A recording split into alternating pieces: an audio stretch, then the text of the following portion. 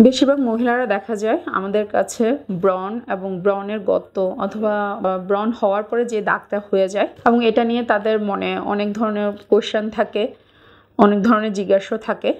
এখন আমরা বর্তমানে ফেনী মেডিকেল সেন্টারে পিআরপি থেরাপিটা শুরু করতে যাচ্ছি।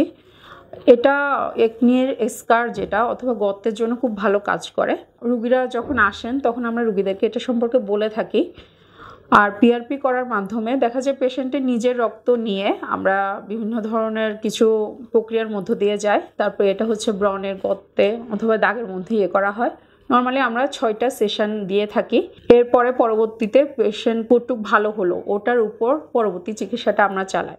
তাছাড়া আমরা বিভিন্ন ধরনের মেডিকেশনও ইউজ করি। তবে দেখা যায় ব্রণের রুগীরা আসলে খুব তাড়াতাড়ি রেজাল্ট চান, যেটা আসলে খুব বেশি সম্ভব হয় না। ব্রণের চিকিৎসার ক্ষেত্রে কিছুটা সময় লাগে।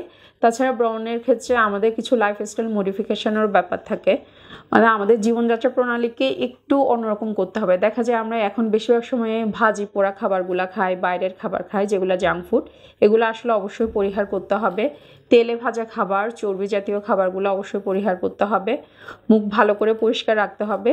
দিনে আবার আমরা 2বার ক্লিনজিং ফেস ওয়াশটা ব্যবহার করতে পারি। এটা ত্বক অনুযায়ী আপনি আপনার নিকটস্থ চর্মরোগ বিশেষজ্ঞের কাছ থেকে জেনে নিতে পারেন, অথবা আমাদের মেডিকেল সেন্টারেও আসতে পারেন। এখানে আমি আছি, আপনাদের প্রয়োজন অনুযায়ী আমি আপনাদের পরামর্শ দিতে পারবো।